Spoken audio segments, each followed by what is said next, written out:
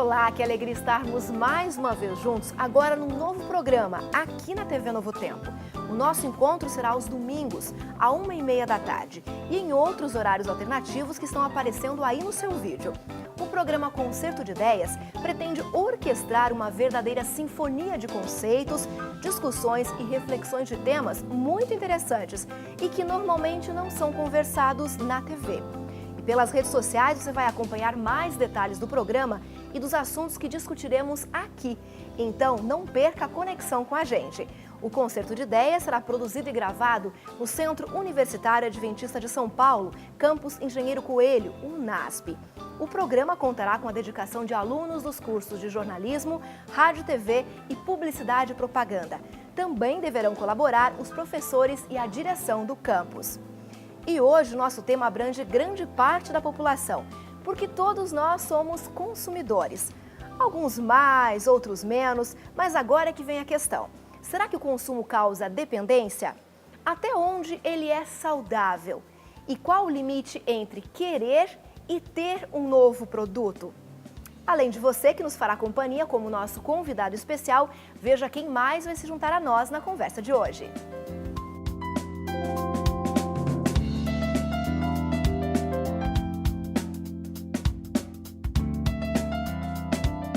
Professor Martin, seja bem-vindo, muito obrigada pela presença.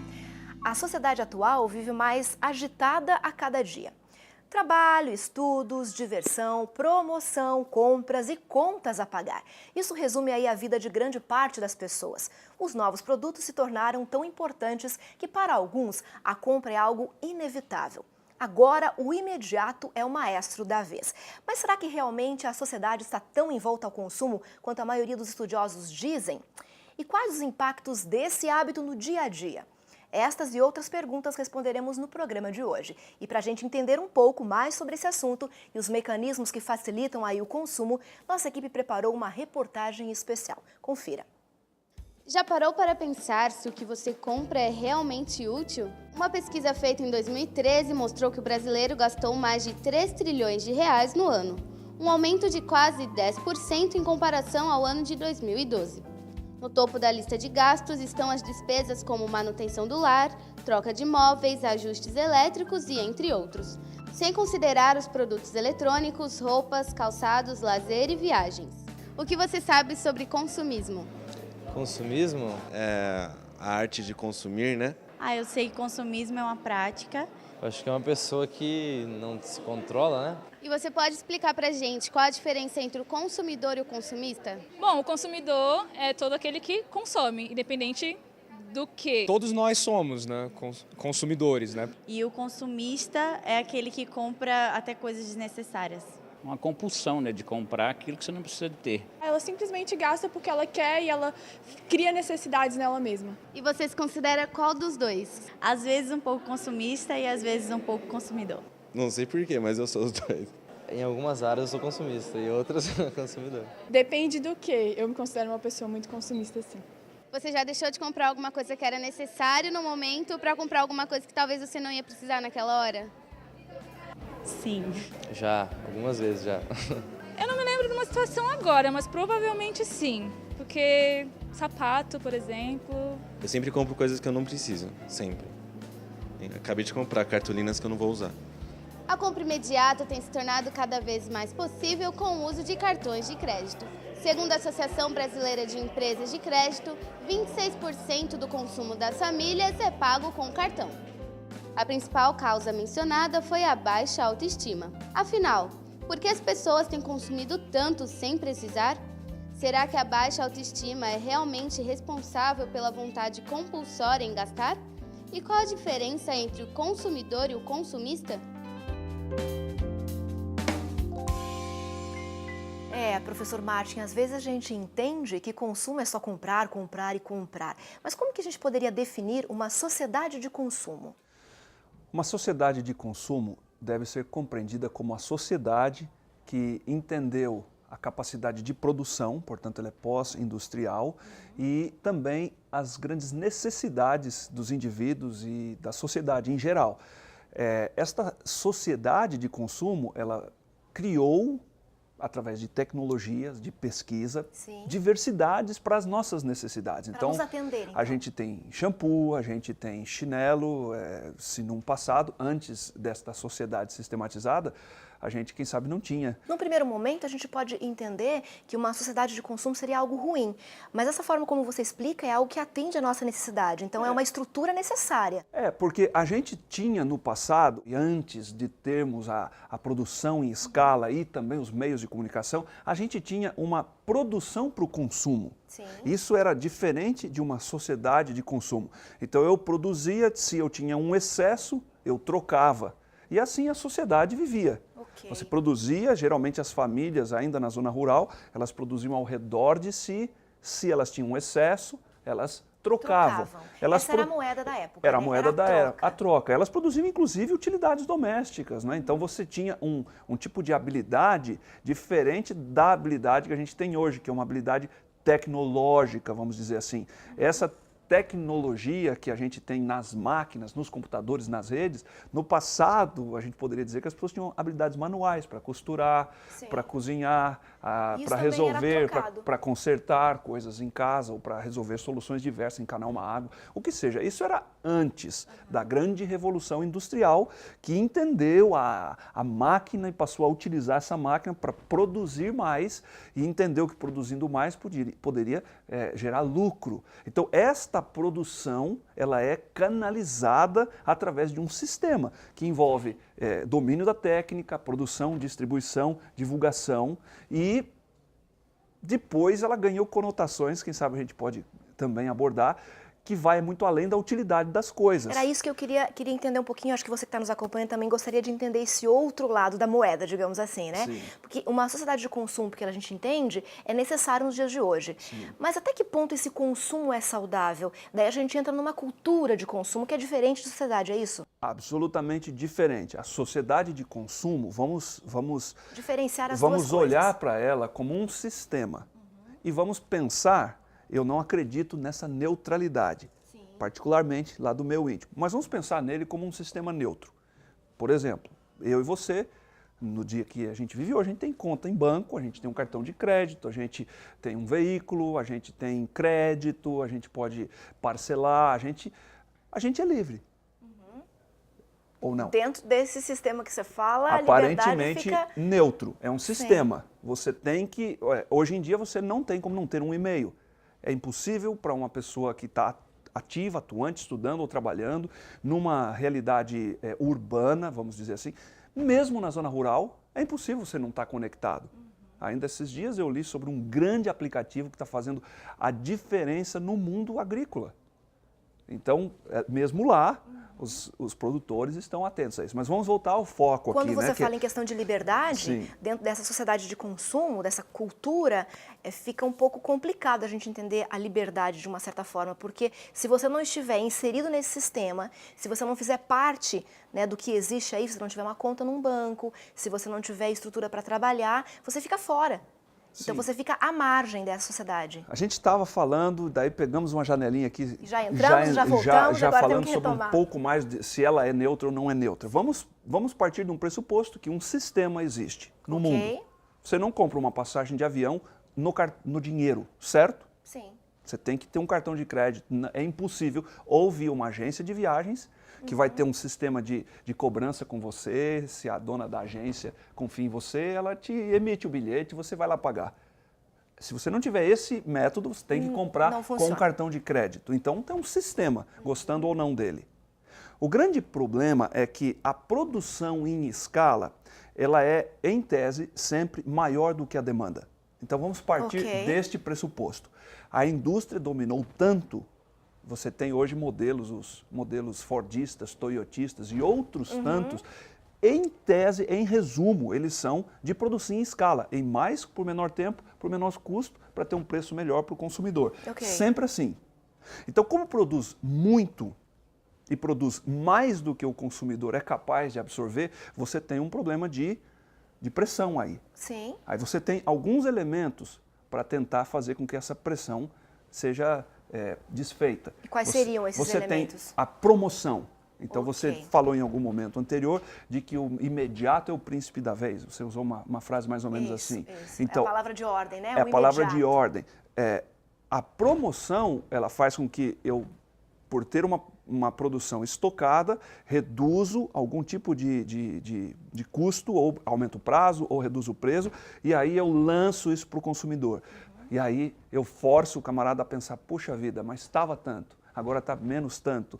Se eu não aproveitar agora, eu vou ter vou ser um Eu vou ficar idiota fora, eu da vou vez. perder. Ok. Desculpa a expressão, mas Mas é o que o pode bobo da acontecer. corte. Puxa vida, todo mundo foi e eu eu não tô fora. fui. Então a promoção joga com isso. E isso, os grandes sites de compra coletiva e outros mecanismos mais, as grandes redes varejistas, o grande movimento de mercado do que a gente chama de varejo usa esse recurso. Ok, a gente Para vai fazer atender essa essa demanda que existe. Mas tem Ok. mais coisa aí. E a gente vai para o intervalo rapidinho, professor Martin, e a gente vai voltar no segundo bloco para a gente falar exatamente sobre esses outros mecanismos que existem e como que as mídias, de uma certa forma, a tecnologia, acabam pressionando o consumidor, né, os cidadãos, para que possam consumir cada vez mais e atender aí essas demandas todas. Não sai daí que a gente já volta.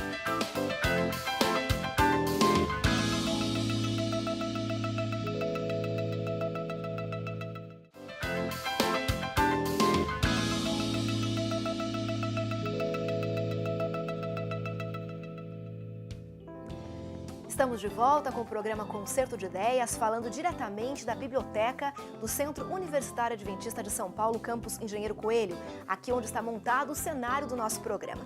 Lembrando que você pode entrar em contato com a gente pelas redes sociais. Os endereços estão aparecendo aí no seu vídeo. O programa Concerto de Ideias é gravado e produzido aqui no NASP e conta sempre com a colaboração de alunos dos cursos de jornalismo, rádio, TV e publicidade e propaganda do campus. E participando com a gente hoje aqui do programa, o doutor Martin Kuhn, que ele é doutor em Comunicação e Mercado pela Universidade Metodista de São Paulo. Nós conversávamos aí no primeiro bloco, professor Martin, a respeito do que é uma sociedade de consumo. Falamos um pouquinho aí que ela iniciou logo depois da Revolução Industrial, que a sociedade se organizou de uma forma para poder incentivar o consumo de bens necessitários, ou seja, daquilo que as pessoas precisavam, tinham necessidade de usar. Mas eu queria hoje voltar a conversar contigo, neste momento, sobre um outro aspecto dessa sociedade, que é a questão de como as mídias, né, como a tecnologia tem influenciado o dia a dia das pessoas com relação ao consumo. E a gente sabe que sobre esses assuntos, várias pesquisas já foram realizadas. A gente vai acompanhar o quadro Em Tese agora e a gente já volta para conversar. Professora Lisbeth, obrigada por estar aqui conosco. Muito obrigada, o prazer é meu. A professora Lisbeth é formada em Publicidade e Propaganda e é mestre em Comunicação e Consumo. Professora, a primeira pergunta, qual foi o ponto central da sua pesquisa? Certo, a minha dissertação titula-se Retratos do Brasileiro no Imaginário Equatoriano, porque eu pesquisei o consumo de telenovelas brasileiras no Equador para saber como os equatorianos imaginam que sejam os brasileiros pelo que vem na televisão. Essas telenovelas brasileiras, elas são populares lá no Equador? São muito populares. Elas são exibidas há cerca de 40 anos na emissora líder de audiência, sempre no horário nobre. São muito assistidas por mulheres e, em segundo lugar, por homens. De que maneira essa telenovela influencia no consumo? Quando uma pessoa assiste a televisão, assiste a uma telenovela, ela exerce um consumo cultural. Ela consome as ideias que são transmitidas na trama, na narrativa. Por exemplo, no caso da minha pesquisa, eu descobri que a telenovela em particular que eu estava pesquisando transmitia ideias de igualdade de gênero e as receptoras, as telespectadoras, percebiam isso e aderiam a esse discurso. Mas também acontece da telenovela brasileira exibir o Brasil, as paisagens, as praias, e os equatorianos se encantarem com esse Brasil e assim o turismo é promovido pela telenovela. Mas também a telenovela incentiva e dita certas modas, moda de vestimenta, de música, de comportamento, e as pessoas consomem isso e certos acessórios passam a ser bastante vendidos nos centros comerciais, certas roupas passam a ser usadas, a maquiagem, o estilo de corte de cabelo. Dessa forma, a telenovela dita e sugere o consumo de certos artefatos, certos objetos, certa moda, em detrimento de outras. E assim a gente percebe que há uma influência da telenovela diretamente no consumo das pessoas. Obrigada, professora, por ter estado aqui conosco. De nada. Esse é um assunto muito interessante, né, para ser estudado, né? Existem aí várias áreas, vários aspectos que a gente pode conversar sobre ele. É muito interessante a pesquisa da Lisbeth. Ela discorre bem sobre o tema também. Com certeza. A gente estava falando sobre a sociedade de consumo e a gente viu aí um belo exemplo na pesquisa da professora. Mas a gente queria voltar agora ao que a gente comentava no primeiro bloco. Eu sei que você em casa está ansioso e ansiosa para acompanhar aqui a nossa discussão. A gente falava sobre algumas estratégias, professor Martin, que a mídia utiliza para gerar uma necessidade de consumo. Sim. Quais seriam elas? Vamos pensar como a gente vinha discorrendo. Se você tem alta produção, precisa gerar demanda, você tem às vezes um recurso de promoção, mas não é só isso. Não é só promoção? Não, porque imagina assim, ó, nos últimos anos a tecnologia, a capacidade de produzir coisas de alta qualidade não é mais quase um segredo industrial. Muita gente faz muita coisa boa. Então pensa, se você tem uma série de carros populares, a gente poderia citar aqui uns 10. O carro em si, que é um exemplo que eu estou abordando aqui, é igual, vamos dizer assim, do ponto de vista técnico, ele é igual. Então, aonde ele se diferencia? Ele se diferencia no simbolismo dele. Então, a sociedade do consumo, ela passou, digamos, de um sistema utilitário, onde as coisas servem por uma finalidade, para um modelo simbólico, onde as coisas representam alguma coisa, elas promovem uma sensação. Então, vamos imaginar beber um refrigerante. Por exemplo, se a gente pensar na maior marca, por que eu bebo ele? Porque eu tenho uma associação mental. Coca-Cola curta os amigos, compartilhe energia positiva. É criado, na verdade, todo um clima, é criado um clima em cima do produto, para que o consumidor, ou seja, as pessoas que estão acompanhando, uma associação simbólica queira esse produto por conta do simbolismo que ele representa. Por conta do simbolismo que ele representa. Então, esse é um dos elementos também que a sociedade de consumo foi criando. As coisas não são, né, a velha frase filosófica, a coisa é a ideia que delas fazemos. As coisas não são o que são, mas são a ideia que delas fazemos. Né? Isso atribuído a Sócrates, para Platão, nem sei a quem que é atribuído aí esse pensamento. Então, isto se aplica aos produtos e aos serviços também. Então, a gente pode entender, professor Martin, que as mídias, né, a tecnologia, as mídias, falamos assim, entenderam que essa é uma forma de gerar necessidade de consumo nas pessoas ao explorar a questão do simbólico, Sim. do simbolismo que o produto pode representar. Então, nessa forma também, a gente pode dizer que eles representam valores. Sim. A gente poderia trazer aqui a velha e didática pirâmide de necessidades de Abraham Maslow, né? Que o ser humano precisa de subsistência, precisa de abrigo, precisa de saúde, precisa de afeto, de autoestima, de realização, senso de pertencimento. Não me lembro exatamente a sequência aí. Então, o marketing estudou isso antropologicamente, sociologicamente. E ele percebeu que as pessoas não consomem só por consumir, elas não comem só por comer, elas comem cercadas por emoção, por um senso de autorrealização, até mesmo de autoafirmação. Isso é mais intenso em determinadas faixas etárias, os adolescentes sofrem um pouco mais com essa questão de grupo, do que as pessoas estão vestindo, do pertencimento. Isso vai variando. Então, através da evolução dos meios de comunicação, do desenvolvimento das técnicas do marketing e da publicidade, você vai criando histórias, né? Hoje você usa, inclusive, um termo que é o storytelling. Os produtos, eles não falam deles e do que eles fazem. Eles falam de histórias. Você vai vender Johnson & Johnson, que é uma grande marca, vai falar de um produto para criança, ela conta a história de uma enfermeira que nunca teve filhos, mas fez mais de 1000 partos, e aquilo é tão lindo. Isso está valorizando de repente, o simbolismo da imagem tudo daquela... aquilo vai falar de uma pomada contra a assadura. Eu acho que quem está nos creme. acompanhando deve lembrar, professor Martin, que antigamente as propagandas mostravam o produto. Sim. Né? O que era o produto, para que ele servia, como é que ele deveria ser usado, por que ele era bom e ponto. Hoje, o que nós estamos conversando com o professor Martin é que as propagandas mostram um outro universo, que é o universo de fazer parte daquele grupo. Né? Então, o produto em si, se você for analisar numa propaganda, ele fica em segundo plano. Né? Ele não é mostrado de imediato, mas ele entra no contexto e você acaba entendendo que ele é necessário porque ele pode gerar bem-estar, ele pode gerar felicidade no relacionamento, sensação de eu sou importante e coisas do gênero, que isso é simbólico. Sim, é isso mesmo.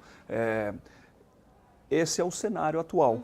Então, a sociedade de consumo, voltando de onde a gente partiu, ela produz coisas para nossa utilidade, ela produz isso em grande escala, ela gera quase que às vezes uma repressão do seu produto, porque ele está contido ali, e ela tem que jogar isso para frente. Então, o grande negócio, muitas vezes, é de diferenciar o meu produto na tua mente, porque na técnica ele é semelhante. Os demais, E semelhante aos demais. aí eu faço isso através de N recursos. Ok. Mas tem uma outra questão que eu gostaria da gente entrar para poder abordar, para deixar mais claro para quem está nos acompanhando hoje, que é o seguinte, além de tudo isso que o senhor acabou de falar, todos esses mecanismos, professor, tem também a questão do imediato. Né? Eu preciso comprar agora, eu preciso comprar hoje. Se eu não adquirir esse produto hoje, eu vou estar fora do meu grupo ou eu vou me sentir infeliz por conta disso. A mídia também trabalha com essa questão da velocidade, né? Sim, não só a mídia, é um sistema maior até do que a Ok. mídia. É um sistema que envolve a tecnologia, que Sim. envolve a produção e assim pega a vida inteira. Esse assunto a gente deve analisar ele por pelo menos 2 aspectos. O primeiro é que, se você estudar pós-modernidade, que é uma maneira de se chamar e de se denominar os dias que a gente vive, você vai ter entre os diversos pontos de vista de pós-modernidade, um que é o individualismo ou hedonismo, o self-attendance, que eu promovo o bem-estar daquilo que eu necessito agora. Se eu necessito, é importante. Essa é uma cultura contemporânea. Você não deve reprimir. Você sente, é importante, você tem seu direito, você é uma pessoa fundamental na sociedade. Você tem a vontade de alguma coisa, por que você não vai realizar? Quem disse que isso é errado? Então, nesta sociedade contemporânea, pós-moderna, Que valoriza esses isso? valores absolutos, institucionais, da igreja, do Estado, da família, etc., são questionáveis por esse modelo. E aí surge, aflora o individualismo, essa vazão da necessidade. Então, essa lógica de que eu tenho que atender agora o que eu tenho necessidade ou vontade, ela domina a sociedade. O que eu defendo, na minha tese de doutorado e em outras pesquisas, é que o sistema de comunicação, ele se apropriou disso. E aí compre hoje, só amanhã você vai perder e por aí vai. O imediatismo, né? É. Agora, a gente poderia passar aqui mais horas e horas conversando, mas o nosso programa tem um tempo mais reduzido, a gente vai ter que terminar. Mas antes de terminar, eu gostaria que o professor Martin nos desse uma orientação. A gente visualizou aí que é impossível ficar neutro a esse sistema. Nós estamos inseridos nele. Mas como a gente sobreviver a esse sistema? Consumir o que é necessário, né, dentro do que a gente precisa, e conseguir manter a sanidade mental e a felicidade. Como é que a gente consegue sobreviver a isso? Bem, eu vou tentar trazer alguma luz para a sua pergunta a partir de um verso bíblico. Okay. Você acha que é possível? Com certeza. É possível. Salomão diz em Eclesiastes que também é dom de Deus que o homem desfrute o bem do seu trabalho. Ora, se eu tenho capacidade de fazer algo, se a minha inteligência, ela vem de Deus, mas se ela produz alguma coisa, eu posso desfrutar disso. Agora, como que eu desfruto disso? Com um sistema justo de equilibrar necessidades, as minhas, as do meu semelhante também, e também guardando, reservando para o futuro. É difícil? Não, é fácil falar, mas eu acredito que tem um monte de gente nos acompanhando e está dizendo colocar isso em prática é complicado. Você desfruta, você é solidário com o seu semelhante e você guarda para o seu futuro. Você tem que fazer esse exercício. Ora, agora sendo um pouco mais objetivo, um pouco mais sério aqui. Sim. Não existe nenhuma solução mágica, exceto autocontrole. O grande problema é que sempre vai ter alguém oportunista dizendo para você, se você não aproveitar, você vai ser o bobo da vez. Outros tantos já estão correndo, sai correndo e vai gastar também. Só que esse sistema, ele não equilibra o peso dizendo assim, ó, cuidado com as suas faturas do cartão de crédito. Isso ele não mostra, cuidado né? com o juro tão alto. Ninguém fala disso, porque não interessa. Porque lá no fundo também a própria mídia depende do anunciante, que depende do vendedor. É uma roda que gira. A gente tem que saber fazer a distinção. E a distinção é, eu tenho, eu desfruto, eu sou solidário com o meu semelhante e eu faço provisão para o futuro. Que seria, em outras palavras, temperança. Obrigada, professor Martin, por participar com a gente. E obrigada a você também que nos acompanha o Concerto de Ideias. Você pode aí interagir com a gente pelas redes sociais. Fique sempre conectado, que a gente sempre tem assuntos interessantes que com certeza lhe trarão aí alguns esclarecimentos, algumas orientações. A gente encerra o programa de hoje, então, com essa dica do professor Martin para você poder ser previdente, né? Poder produzir, poder desfrutar, compartilhar com o semelhante e fazer então aí a sua previsão para o futuro. Um ótimo restante de tarde para você. A gente se encontra no próximo programa.